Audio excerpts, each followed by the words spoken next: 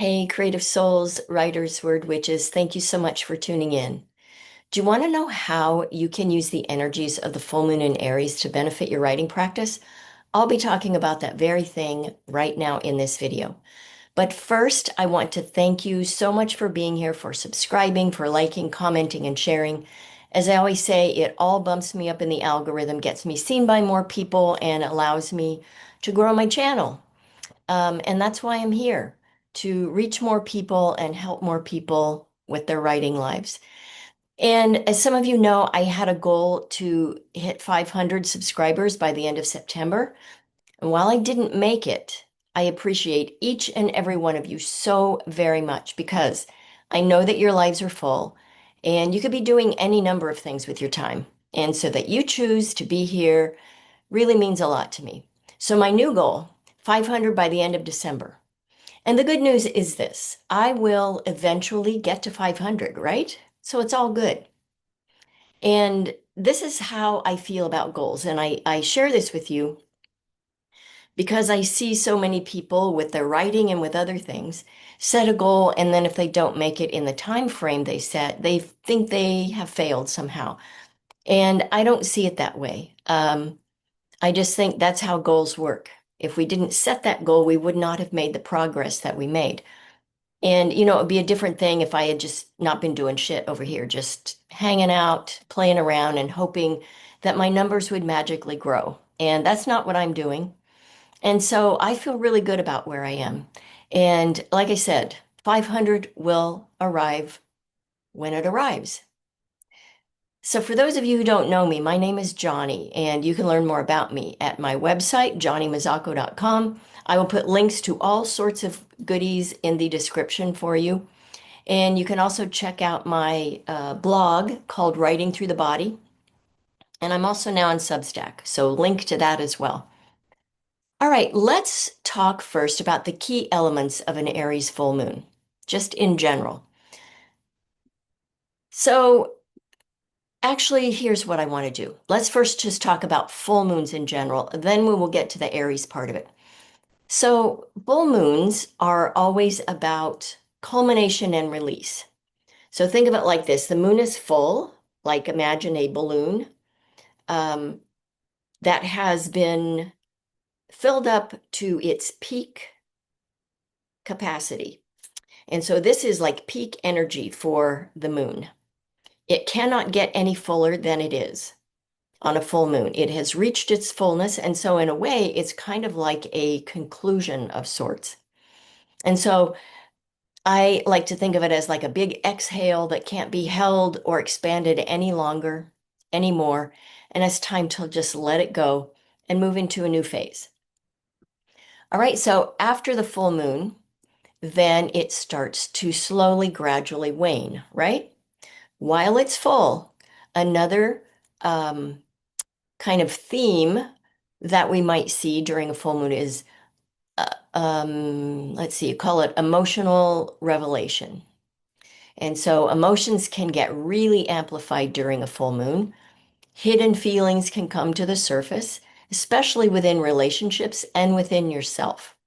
And so I always talk about your writing practice is a kind of relationship that you have with yourself and how much you honor the fact that you are called to write and how much you spend time doing it. And, I don't say that to shame people because we all have different lives and, we don't all have all day long to spend writing. I don't even have that. Um, so the point of me saying that is I think it's really important to be very intentional. If we are called to write, to think about how we treat that impulse. Because, like I always say, it's our life force. And I think if we tamp it down and ignore it, not so good things can happen to us physically, mentally, spiritually, and emotionally. So, writing is like the thing that alchemizes everything that's going on inside us. All right, another thing during the full moon is clarity and revelation, or excuse me, realization. And, you know, you might have a stronger sense of awareness around a full moon. You might have realizations about lots of things. And you might see things more clearly because if you think about this metaphorically, the full moon is big and bright in the sky and it shines this bright light all across the hemisphere, excuse me, all across the hemisphere from which it can be viewed. So this is why I think oftentimes, metaphorically, like I said, why people can see things more clearly. Things that maybe trip them up um, or have kept them stuck can kind of easily be moved out of the way, oftentimes during a full moon. And last theme that we often see during a full moon is letting go of things. So, like I said at the beginning of this exhale uh, of letting go of this big breath that has built up to this big, bright, round orb in the sky, then it starts to wane. And that is also what happens to us because as humans, if the moon can move the oceans and we are made of primarily mostly water, then it's bound to impact us. And so we can ebb and flow with the moon. And for me, because I am so tuned into the moon, because it is my ruling planet, I feel very fortunate because it comes naturally to me to kind of live life in this ebb and flow state. And again, I don't think that is always super easy for everyone, but it's just a good reminder that in life, we don't have to be full steam ahead all the time. We can't be. It's not good for us. And when we follow the phases of the moon, just energetically, if nothing else, I think it can really serve us as we just do this dance with life and the dance of writing and everything. So, this letting go, it's a great time to release old patterns and regrets or negative emotions. Um, I mean, it's always a good time to do that. But like I always say, when we have the support of the cosmos, why not really lean into it and use it? All right, so key themes of Aries then. Um, Aries as a sign is about courage and action. So it's very bold, it's very assertive. Um, and when the full moon is in Aries, it means the qualities of the planet or the sign that the moon is in get amplified. So expect people, yourself and others, to maybe be very bold and assertive during this time, which can lead to arguments. And so, do your best to avoid that if you can. Not that arguments are bad. Sometimes they just have to happen to clear the air. But I always feel like peace is my number one goal these days in my life. I'm really striving to create a life that will allow me to live out the rest of my days in as much peace as possible. Um, During this time, it also might mean brave moves and taking initiative. Um, the kind of initiative that can really make changes. Things that maybe you've known that you want to change or need to change, but you've been putting off. So, in terms of your writing, what have you been wanting to change in your practice? And this could be, making a change in your life overall so that you can write more often or more effectively. It might be a habit change or a declaration to people in your life that you want to prioritize your writing. Because the biggest sabotagers in a writer's life, I believe this, aside from their own negative self-talk sometimes, those beliefs that simply are not true, but they've carried around. Another biggest sabotager can be the people who love them. Um, I think oftentimes people do not know how much writing means to a writer and that it's a lifeline of sorts. Um, I get choked up thinking about it, just how important it is to people who want to do it and then thinking of those who just don't get to do it. Um, and I just think it's a very sad thing because I do think it impacts us inside. And I would go so far as to say I think it can shorten our lives if we do not follow our passionate impulses to create. And not just writing. If you do something else you're passionate about, like painting or dancing, same thing. This time also might be about maybe asking for help from the people in your life by not expecting you to do every damn thing that needs to be done in the household, right? Because certain tasks and chores can easily get like thrown onto one person because everybody else thinks they are far more important.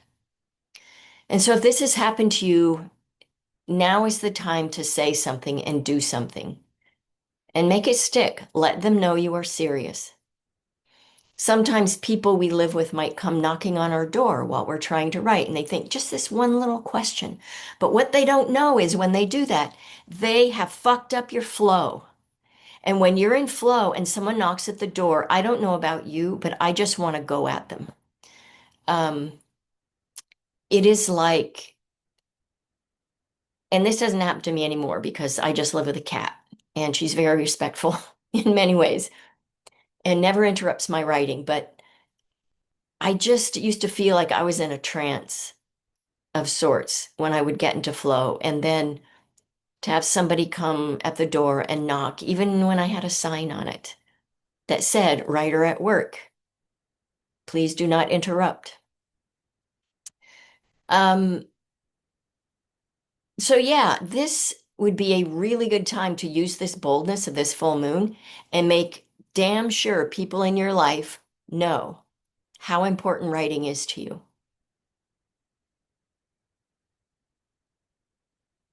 and why you need them to give you your space and time and to take on some of the fucking chores and not do them all. And I say this because I hear this from people quite often, who are the one in the household who does every damn thing for everybody. And it's ridiculous.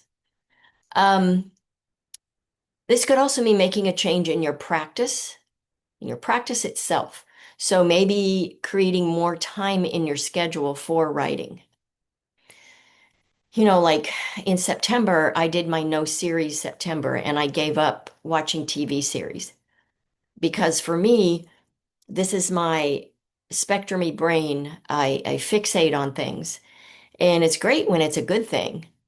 Um, and TV shows aren't inherently bad, but when you do them to the extent that I was, it became a bad thing. And so I didn't do them for the whole month of September and I plan to stick with that through November because I'm going to do NaNoWriMo. Even though it's shut down, I will be doing it myself, and I hope some of you will join me. I will have some goodies for you. So be looking for a video about all of that. Um, so that's a one habit change I made to kind of free up some time in my life.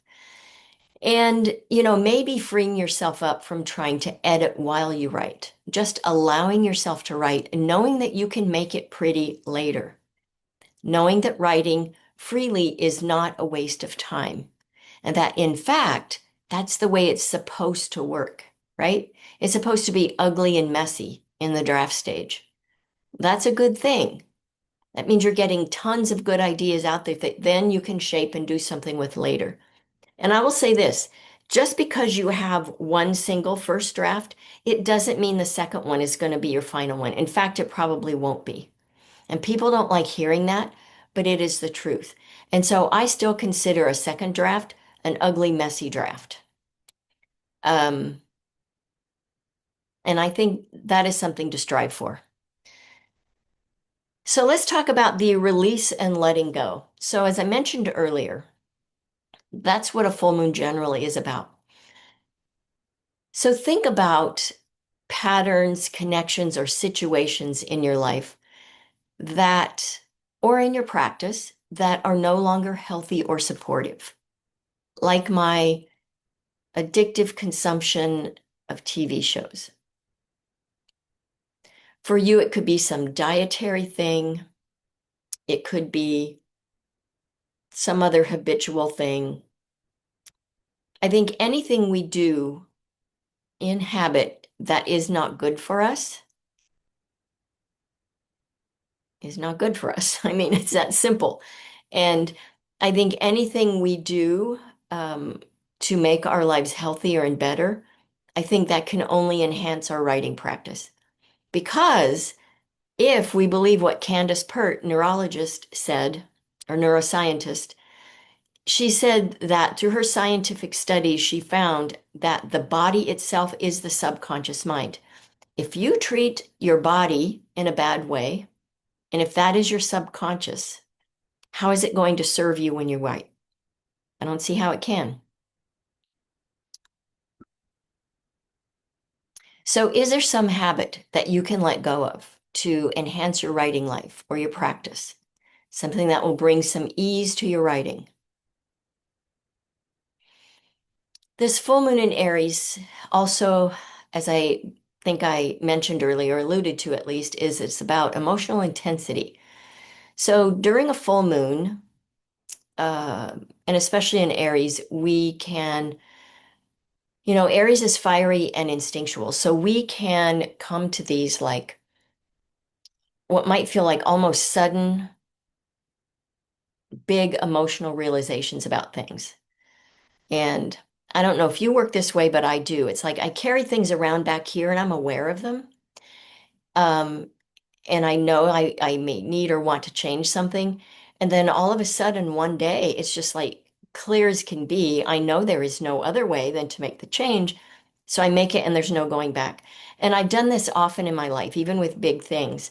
And so to people from the outside looking in, they think I've lost my marbles and I am doing something rash and oh, you'll be sorry for this. But what they don't know is it's been gestating for the age of an elephant in my brain. And I have sorted things out. So you might find something like that happening during this Aries full moon. This fiery, instinctual energy that just wants to come up and go somewhere. And like I always say, better to channel it into the writing than at someone else, unless they deserve it, then why not? Um, Emotions can feel raw and urgent during this time. And so when I was younger, my emotions felt like that all the time, 24/7. It's been one of the nice things about getting older is my emotions don't drive me like they used to. Um, but again, these raw, urgent emotions can be funneled into a writing practice. It can be used to shape a character more deeply. It can be used to write a whole new story, something that's maybe been sitting in there for a while. You might also see deep-seated anger or frustration surface, um, but it happens so that it can be transformed into something else, right? Because we don't want to carry that inside us. And we all carry shit inside us. We just do. And I'm not here to claim that I have it all figured out and I don't carry anything excess inside me. That is not true. Um, but I think we can be committed to recognizing certain things, um, and finding healthy ways to channel them. And I believe this with all my heart that I am, a big believer in justice. And throughout my life, people have told me that I overreact a lot because I'm so aware of injustices in the world and I'm always wanting to speak about them. And that is just who I am. And I'm not going to stop. And to not do it would be bad for me. And so they can fuck off. If they don't want to hear me, they can walk away. They can tune out, whatever. Um, and, I know that I will always have this edge to me, this kind of simmering rage about the injustices in the world that come my way and come to other people, other humans that I don't even know that I just think are absolutely unfair and that break my heart. So if you carry around this kind of simmering rage, not necessarily about personal things in your life, although maybe that too, and that's totally fine as well. I think we can use that kind of rage to create. And I think it can be really helpful for writers to have that. Side note, I just heard that there's a new documentary coming out called Orwell, I believe, and it's about Orwell and the creation of his novel 1984. And the little snippet that I heard was he said that I believe it was this, I'm paraphrasing, but he said when he came to a piece of writing, he always came to it wanting to expose some kind of injustice. And, you know, I can't say that's probably true for every writer. But when I heard that, I thought, oh, that just might be true for me. And I tend to write about things more on the home front, more domestic dramas than like I have a neighbor who is a writer and she writes political fiction. Um, for the time being, I write more domestic dramas. I'm interested in the injustices that occur within families. And, the nuclear family is a socially constructed system, right? And so we could easily politicize the nuclear family. And I have at times in my writings, and I'm sure I will more. So even though I am sharing stories of a contained family, there's always some political implication, whether I call it out or not, right? So, point of all that is to say, this is how I channel my simmering rage that I carry around at all times.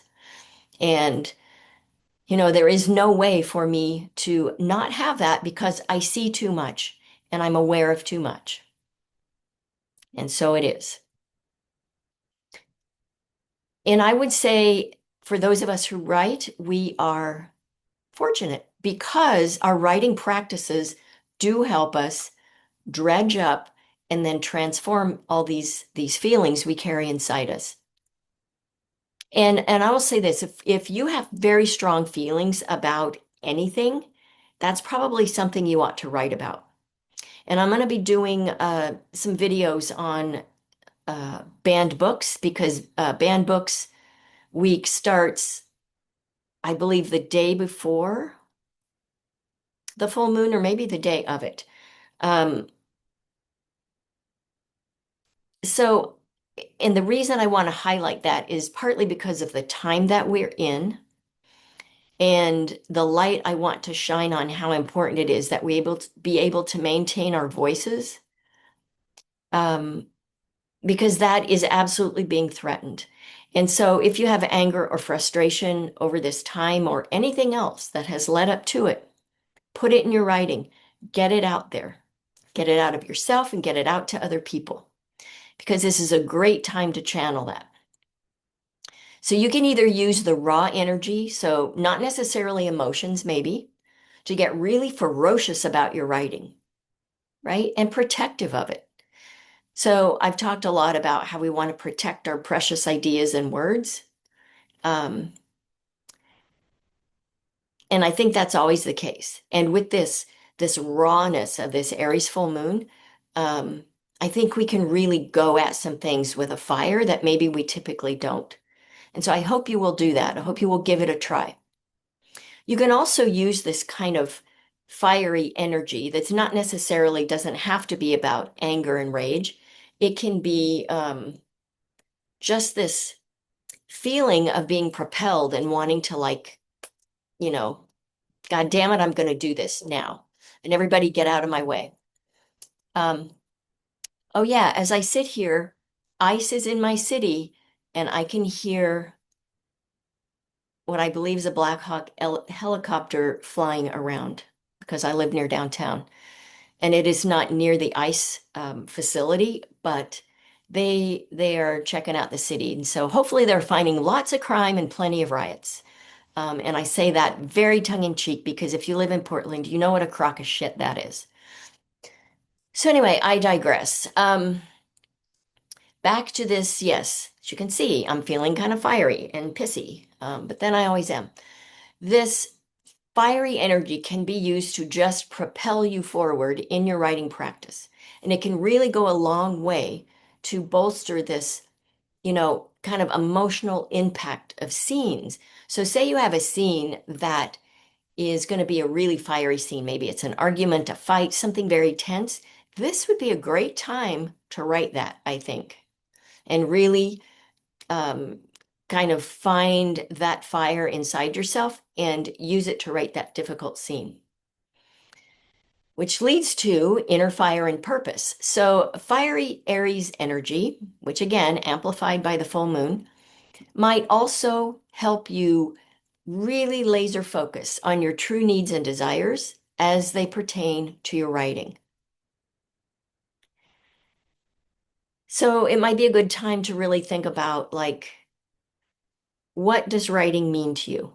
Because like I was mentioning earlier, if this is a time, if you are needing to tell people in your life to behave like grown-ups and take care of their own shit, you don't have to do it. Um, think about what is it about writing that means so much to you? Why do you feel like you can't not do it? And then tell them that. And if they don't listen and they think it's silly, that is a red flag to you, okay? You might find that your drive to write increases. And so, whether you get their permission or not, whether you get their cooperation or not, you might just be like, I'm doing this anyway, and you'll just go do it. And they'll be able to feed themselves and wash their own clothes. And I'm not talking about little kids here. Okay, that's a different thing. I'm talking about kids who are old enough to do it. I'm talking about spouses. Um, so yeah, roommates. If you feel that writing is your soul's purpose, the way I do, you might be experiencing that, as I said, something you can't not do. Otherwise, something feels very off in your life if you don't do it. And so, if you find yourself in a situation, if you feel this way, if you find yourself in a situation where you're not able to write as much as you want or need to, I think it's really important to see if or where you can make changes. And again, I say this knowing that we all have to make a living. We all have, at certain times in life, people, dependent people who we are responsible for. That's a different thing. And I don't know if you saw the interview I did recently with Osiris on his YouTube channel. I think it's called The Writer's Lounge, or The Author's Lounge. And he asked me how I made it through maintaining a writing practice when I had a young family. And like I told him, I kind of didn't. I felt like I was always neglecting one or the other. Um, and then the kids grew up, and then I had more time. And so sometimes that's the reality of life. Alluded to this earlier, another trait of Aries, amplified by the full moon, is self-assertion and boundaries. You know, Helen Mirren, I think, is known for saying, I think she's beyond 70 now, but when she was 70, someone asked her what is one thing that she wished she had said more of, or she just offered this herself. And she said the one thing she wished she had said more of throughout her life was fuck off, right? And so that's kind of what this Aries full moon energy is like. It's about clearly and with fire setting boundaries and asserting ourselves for what we need and what we deserve. And so Aries gives support around asserting your boundaries, which is a great thing. And I think this is great timing because, as I mentioned earlier, NaNoWriMo is coming up. And I will be putting together some things to help you, whether you are just beginning, you have an idea and just getting started, whether you are already working on something. I'm going to do my best to create some resources for people at any step along the way. And, you know, I think it would be, this is a very timely full moon right before November, when we will devote our time to our novels. And I will be working on the development of my second novel. This full moon is a great time to help us put boundaries in place with others and with ourselves so that we'll be ready to go on November 1st, hot out the gate, right? So you might find yourself at this time telling people in your life in no uncertain terms what November is going to look like in your house. so that you can focus the way that you need to. And I hope you do that if it's needed. You might find yourself easily creating parameters around how much socializing you'll be doing, and maybe just for November, like telling your friends, you know what? I can't go out and do things because I'm going to be doing this instead. And I've had friends who are not writers tell me, oh, but you have to make time for friends. And I'm like, no, I really don't. And maybe I'm a shitty friend.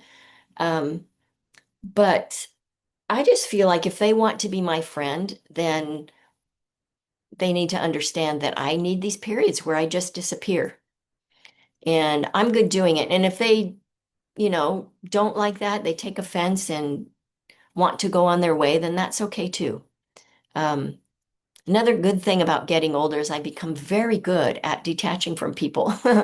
Um, there are some pluses to being a very self-contained um, entity that's very content. It's really kind of fabulous. And I mentioned this earlier, I believe, so don't forget that we've just been through this eclipse season. And so we're still feeling the reverberations of that, and we probably still will until when is it? I want to say early in the year, maybe sometime in February. I'm forgetting the exact date. But those eclipses send these reverberations out, is the belief. And so there was a lot of undoing, unwinding. And so now that all that unwinding and undoing has happened, we can like let go. All right. So here's some other ideas about what we can do with this energy. I have to check my parking kitty. Okay, I have plenty of time. Um, this is a great time to reflect on and take stock in your progress that you've already made. So think about in the last few months, what have you already let go of or changed? Like me and my TV shows. Oh, and the other thing I mentioned in a previous video that I've let go of is not calling people out in public when they do some shitty, fucked up thing to somebody because they don't approve of them, because they're not the right race, they're not the right socioeconomic level, because they are unhoused. I'm just sick of seeing that shit in public. And so that's another thing I've given up. Um, so think about what have you given up in the last few months? And what new habits or beliefs are you already implementing? Because there might already be some. So you might be well on your way and really have set yourself up well for this full moon. Open communication. So again, like I said, be open to be more open about what it is you want with yourself and with other people. Only, of course, if it's a safe thing to do. So if you are not in a situation where you can do that, sometimes being quiet is the best action.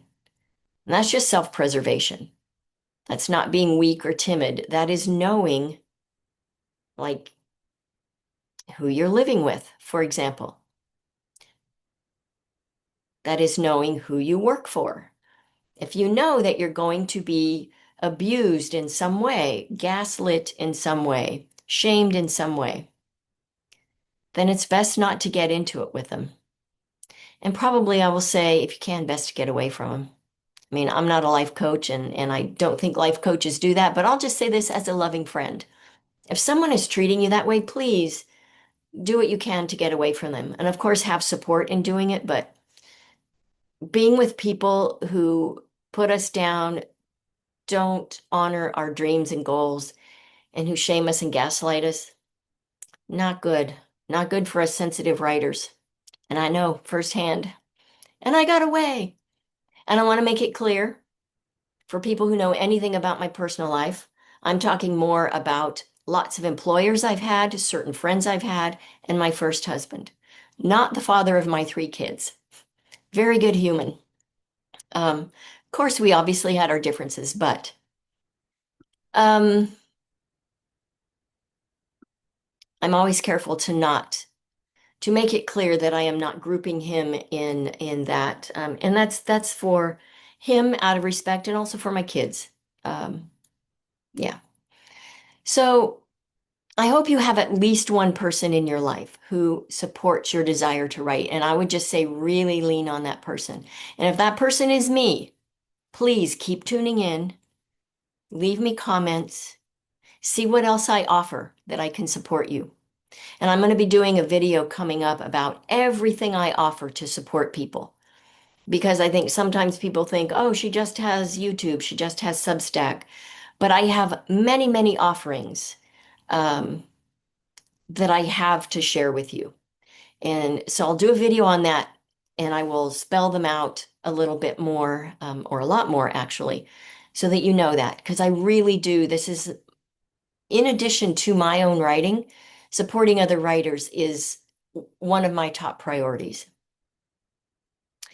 And I know for a lot of you, we don't know each other personally, but I am pretty gifted energetically. And I do believe that if you keep tuning in, I can support you if you have no other support. And that is why I make these videos. And if you're moved to work with me personally, I would love that. And so, again, upcoming video, links in description. Another way we can utilize this Aries full moon energy, and really any energy ever, we can do this every day, is to use rituals. And the word ritual makes some people uncomfortable. So I have another neighbor, not the writer I mentioned, another neighbor who was very witch curious. And and so she really kind of wanted to chat me up about it. And I very nicely told her, I'm not here to teach people how to be a witch. I think either are or you're not. And if you believe you are, awesome. But then you have to find your own way. Because to me, being a witch is not about following some prescribed um, sort of list of rules or ways to think or be. We each have to find our own way. And one of the things that she said is the word ritual just makes me uncomfortable. And like I told her, I said, we don't sacrifice, lambs and babies. That's not what we do. And a ritual isn't about, you know, as Candace Owens now is saying that some witch put a spell on Charlie Kirk. That's not what we do. Um, Rituals are things that can be and mean anything, absolutely anything. Making coffee every single morning, first thing, is a ritual. So if ritual makes you nervous, just know that whatever your morning routine is, that is a ritual. And here's why rituals can be powerful. During a full moon, even more so. Um, because it really is about the awareness and the intention behind it. If we mindlessly go about in the morning making our coffee and whatever, that's fine. But if we really put intention into this is how I am beginning my day and what that means and what making that coffee adds to the beginning of my day, how does it support the beginning of my day? And so I will say that's one thing for me that's at the heart of being a witch. It's being very intentional about everything. And when I catch myself not being intentional about everything, like mindlessly being swept up in one TV show after another, then I know I need to back up, tune in, and rely on my practice. And I mean my spiritual practice, my witch practice. Um, a ritual could be writing a letter, right? So in my Alchemy of Writing course, one really powerful exercise that's in there is writing a certain kind of letter to really turn things around in a writing life. And by the way, you can get Alchemy of Writing, the course, you can get it for free when you become a paying Alchemy of Writing member. And you can check the link in the description and see what the membership is about. You can also keep an eye out for the videos that I have coming up where I will talk about it in detail. A ritual could also mean a daily walk in nature or sitting under a tree, right? Trees, I think, are magical, magical beings. Um, and I want to study and learn more about them. And I may have said this in another video, I don't know, but my son the other day or a while back, he's 35 now, and he told me that when he was a little boy, I told him that whenever you're in doubt about something in life, go to the trees. Um, and there is something about trees that just set things right inside me. And I think in all of us. And, for those of us who live, say, in Portland, where I am, we are very fortunate to have beautiful, massive forests and parks around us. And so we can get to that easily. Not everyone has that. And, as you know, my goal is to just live in it. I don't want to have to walk to it. I don't want to have to drive to it. I want to step out on my back deck and be in nature. And that is my goal. Another ritual might be treating yourself to something that refuels you. So it might be a day trip or a spa day or a meal out at your favorite restaurant. And so, like I said, the key with ritual is the awareness around it and the intention behind it. Why are you doing this? Why would you go to a meal out to your favorite restaurant? And maybe it's a really expensive place and you can't go there often, but you're doing it to show yourself some love. To me, ritual is about self-love. It's about being very intentional about what I'm asking for my life, what I'm doing in my life to make those things happen. And doing a ritual of sorts around it, whether it's lighting a candle, doing something with herbs, writing something down, burning it on a piece of paper, and then doing something with the ashes, depending on what it was for. Um, that just kind of the ritual of it all is what for me makes it settle down inside me and make it real. And so that is why I always encourage ritual of any kind, but especially during this full moon. And if you see this a day or two after, no sweat. You can still get quiet with yourself, sit down, and be very intentional, even if your ritual is writing a list of things that you promise to do for yourself. And this could be related to writing or not. And then physical outlets during an Aries full moon and on either side of it are very important because Aries is so fiery and it can draw up so many strong emotions. And, maybe we don't want to be yelling at our family. Of course, we don't want to be doing that. And which can happen in families. No shame about that.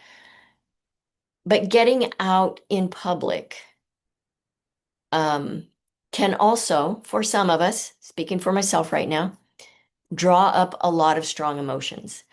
And so physical activity is really important during times like this, or just staying home, which I do quite often. Uh, but, going for walks, like I love to walk along the river, physical activity of any kind. Now, if you have physical limitations, like I said, and you can't like say do something very boisterous like running, like I used to be a runner, I no longer can do that, which really sucks. Makes me sad if I think about it too long. Um, a simple walk can really go a long way in diffusing and releasing strong emotions. If you are not able to walk, you can use your arms to exert energy, and you can also kind of express those emotions from your body in that way. And if you can't do that, if you cannot use your arms or your legs, you can do breathing exercises. This is also a great way to expel intense energy. In fact, as I'm saying it, I'm thinking I might do a video on different types of breathing exercises so that you will have that if you find yourself in a really kind of tense moment, or if you feel stuck writing, because breathing can also help us unstick our stuck brains. Okay. Now, all of this is meant to help you frame the intensity that you might feel so that you can manage it and or channel it into your writing practice so that it doesn't have its way with you and so that it doesn't derail you, right? So if you want to do your own NaNoWriMo this year, as I mentioned in a previous video, The organization has shut down, but we can still do these in small groups and individually. So keep looking for an upcoming video on some resources that I will have for you to help you stay on track and work your way through NaNoWriMo if you decide to do that. So more on that coming soon. All right, lovely writers. Thank you so much for listening. That's it for this video. As always, I send you mad writing mojo. Happy writing.